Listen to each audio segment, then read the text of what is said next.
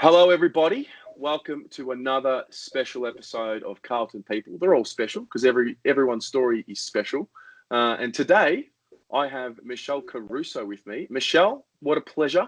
Thank you, Terry. It's I should probably start by congratulating you on the engagement. That's where I should start. Thank you. Talk to me a little bit about what's isolation been like for you and being a caged-in Carlton fan when our boys are winning. It's actually been pretty crazy. We moved house in between ISOs, and as you just said, we got engaged the start of June. So it's been a pretty full-on isolation, but it's been fun. Watching the footy is a bit different. We don't like to stay home and watch the football. We tend to go to every game. We go to interstate games. We just can't handle watching it on the TV. I think there was one game. I think it was the North Melbourne game. Nick ended up throwing his hat at one point at the TV. Just can't handle the TV. We need to be there. But we're winning, so we're happy. Yeah, I'm really looking forward to getting to all 22. I've never done it before. That was why I came home to Australia, to get to 22. But obviously things out of our control happened. But hopefully 2021's the year. Yeah. Absolutely. Well, let's begin. I want to know all about you. I want to know all about your Carlton story. Where does it all begin? What happened? So I've got two older sisters and an older brother. In our family, you're either born, this is extended out to aunties, uncles, cousins, you're either born Carlton or Collingwood. And lucky for me, I chose Carlton. So from a very early age, my two older sisters started taking me to the footy.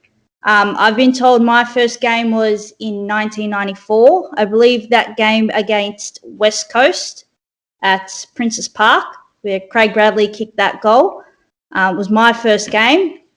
And we grew up in Brunswick, so I still do. So, yeah, Princess Park was walking distance for us, so it's like a second home.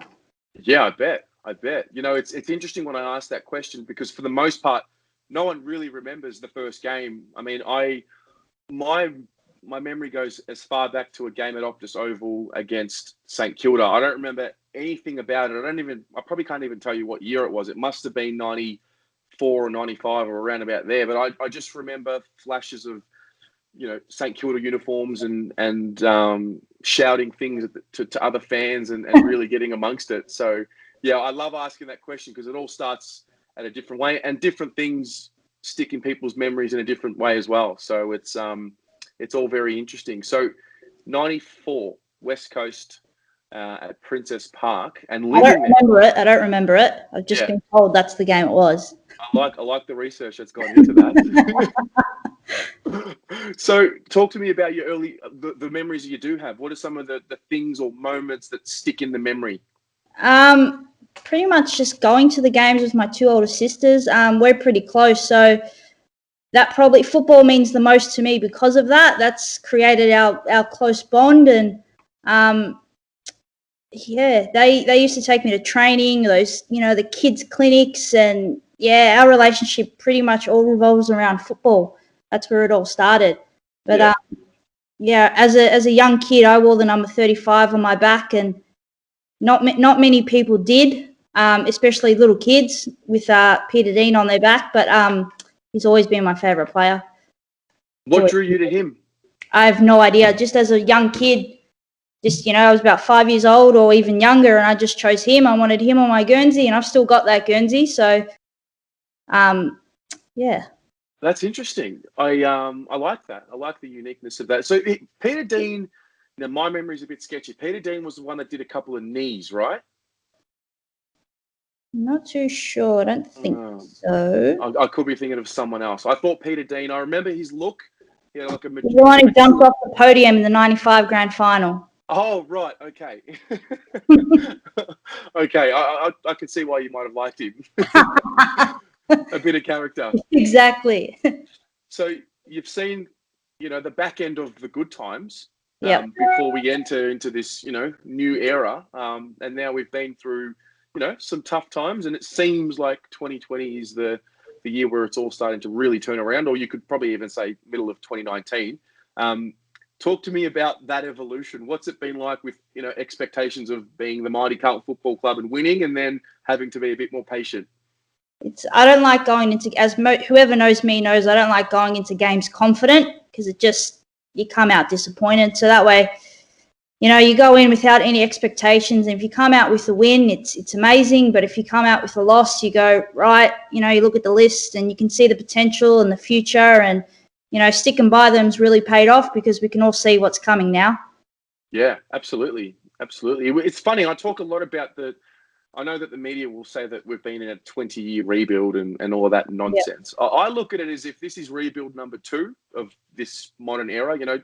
Murphy, Gibbs, Caruso, and then when we got Judd, I felt like that was rebuild number 1. And then it almost was like we went and got the big fish, and not that we took a shortcut, but that's just what we thought was the right thing to do. Whereas this one seems to have gone a little longer, but can't help but feel working. Yeah. You took the words out of my mouth. Can't help but feel that it's working. What are your observations of the group and the club now? Yeah, like just as a whole. Yeah. What are you seeing? Well, I think finally now it's heading in the right direction. We've got the right kids coming through. We've got a good mixture. Eddie coming back's been amazing, not only on the field but off the field, with the players, especially with the fans. Hopefully he's still going to be there next year so we can actually witness that. But I think we've got, the right CEO, the right president. Icon Park's getting a new redevelopment. AFLW teams hopefully going to go further into the finals next year, and finally there's some positivity going into the football, and I actually go to games now thinking, shit, we might win. I like it. So you're not one of those realists. Well, you are one of those realists, as they call themselves. But it's good to see you a little bit more chuffed. Yes, a bit more confident now. Yeah. So you're one of the key core. Many of them, all of you are core members, but of the Cheer Squad. Yeah. So talk to me about the Cheer Squad, how you got involved, where it all began for you.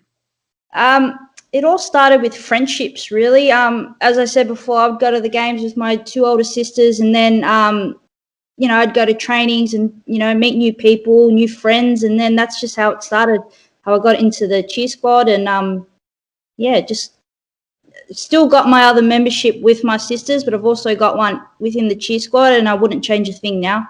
The relationships we've made, I've met my fiance Nick there, and we all know how that's worked out. So, and yeah, we all travel together. That's a big highlight. We're like one big family there. Ben and I are amazing. It's really it's quite unique. And I remember, I reckon a year ago, maybe more now, I spoke with Nick for his episode of Carlton People, and he was telling me, I'm not sure if it was on the camera or beforehand, but he was telling me about, I can't remember who it was. I forgot the name. I'm not sure if he told me the name, but someone would travel a couple of hours on the V line to get to banner making night, just to be part of the family. And there's the example for me. What the Cheer Squad has been able to do. Footy does that with family and friends, but I think the Cheer Squad is just that little bit extra. It is. It's probably one of the things I miss most in isolation. Probably not so much the games, but seeing those guys. And, we'd go to the game an hour before gates would even open and hang out. And that's just the thing I miss the most, I think. Yeah, absolutely. Absolutely. So the industry as well, I think footy as well has changed in so many ways. When you talk about the AFLW, let's start there. You've obviously been there from the beginning. I missed all of season 1. I wasn't in the country, and it probably took me until year 2 when I was going to watch it that I really got involved with it. What's that been like for you, seeing, the AFLW come into the competition, and it's gone from just being a thought to reality?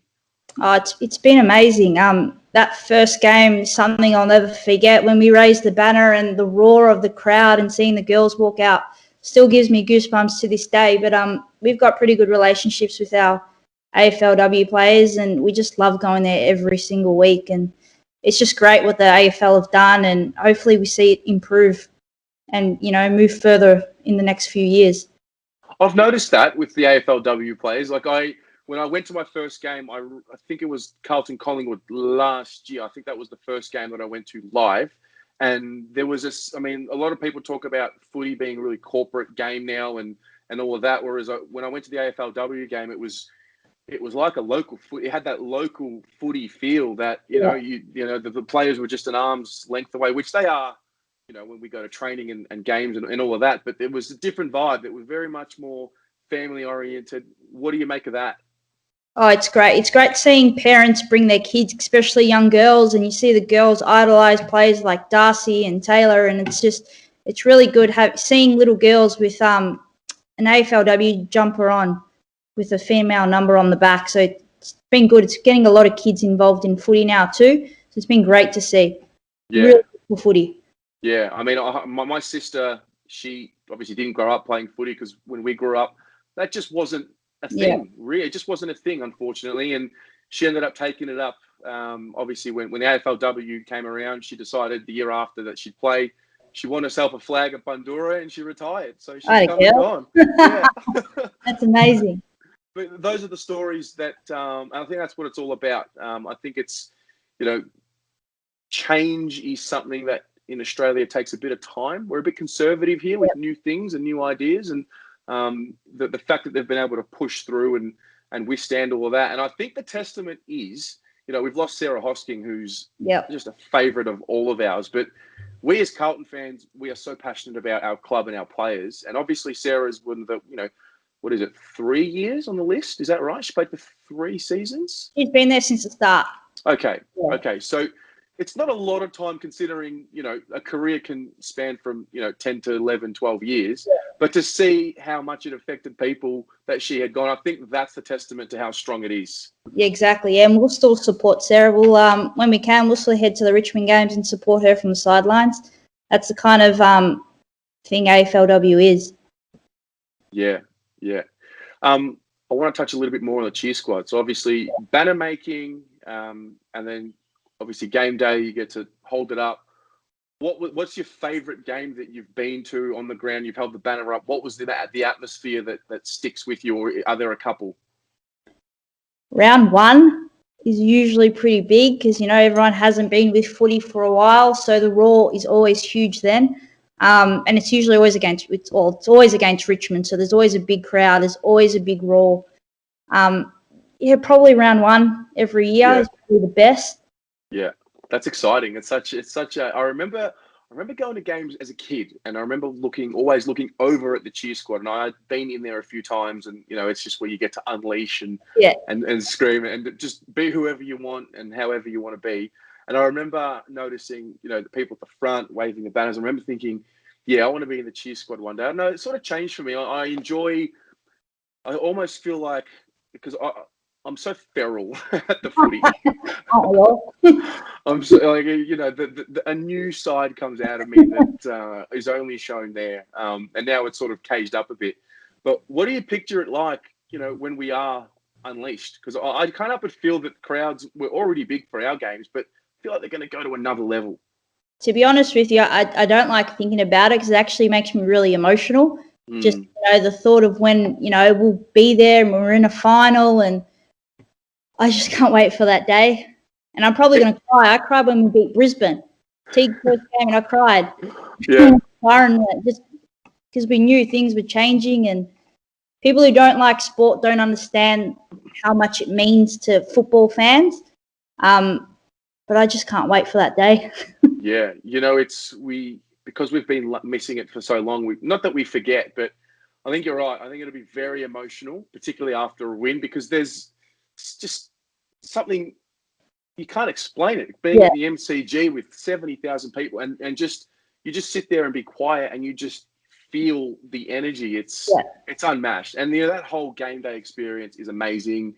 Getting to the ground early, smelling everything, whatever you eat at the footy, if you bring your chips or your sandwiches, or if you go and buy a pie and chips, there's so much so much sentiment to that. Yeah, it's amazing. I miss it. Like, I'm actually getting emotional now. That's how much I miss football. Let's get us a little bit more up and about, because we've got Collingwood this week, and I do like to keep these episodes more high level. But I want to document our feelings right now, because it's the big rivalry, and for the first time, we feel like this is the time that we're going to actually win one. where we're very well equipped and prepared. Talk to me about the Carlton-Collingwood rivalry for you.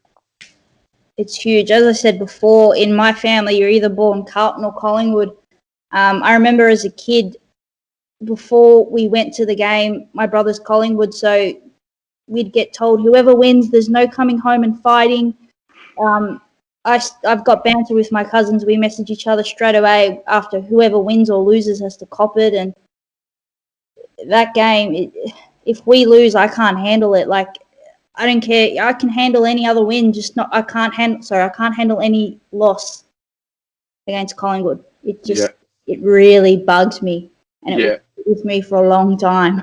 Yeah, it's a non-negotiable. No matter how poorly we're going, no matter what the list is like, no matter how many first-year players are playing, there's just a rule. It's not, it's for the fans, but for the players, Exactly. you have to show up against Collingwood. You cannot roll over against Collingwood and Essendon. So I'm looking forward to it a lot. Do you have a particular game against the Pies that it sticks into your memory that you really enjoyed?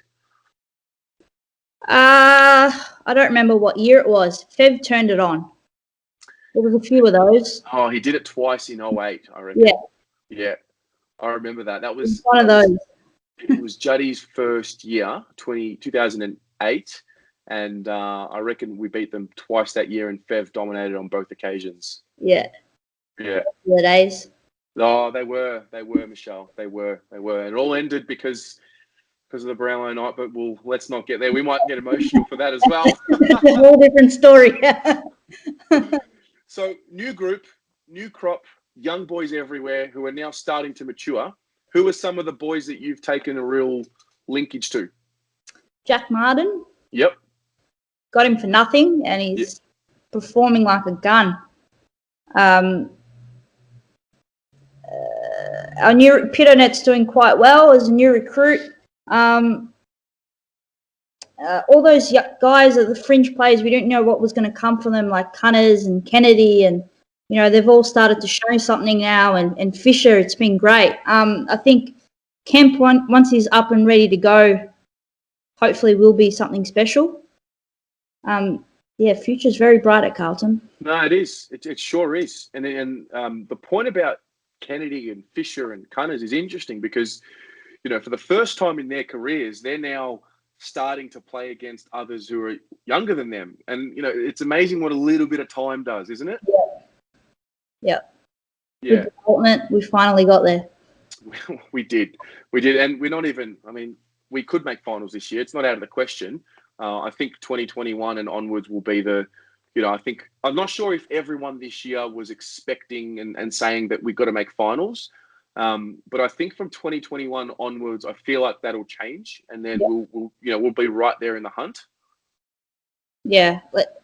Do you want to make finals this year? Yeah, of course. Even though you can't be there? Look, I'm shattered. Like it hurts the soul to not be able to go to game. It really does. That's my happy place. But worst things can happen in life, and you know what? What it is this year. It's a win for the interstate fans. Yes, that's exactly right. And it's something that they don't. I don't know if this will happen again for them, where they get, for example, this week, Carlton Collingwood at the Gabba. Has that happened before? No. Oh, not to my age anyway, no. Yeah, I don't think it's happened. I don't think it will ever happen again. So I've as upset as I am, I'm able to just put that to the side for a bit and say, hey, well, you know what? Someone else is happy and someone else in our family, our Carlton family, is able to enjoy that, and our time will come. And if anything, it'll just make us enjoy the footy a bit more than what we already did. Yeah, that's a very good way of looking at it. Yeah, you put me in new perspective. It's the only way, because if I look at it any other way, I'm punching holes in walls. I want to ask you a few questions before I let you go. Yep. I know this is a Carlton-centered show and channel, but I'm going to make you list manager for a moment. Unlimited salary cap, whoever you want to bring in, who is someone you think would really look good in navy blue? Ooh, I'd probably take a Dusty. You can't go past Dusty or the Bont. it's no secret Carlton needs someone in the middle to help Cripps. I think that's probably our biggest downfall right now. Mm-hmm. Yeah, Dusty or Bont for me. Yeah, Cornelio would have been handy, but he just didn't see the writing on the wall. He was made for Lygon Street. He was, wasn't he?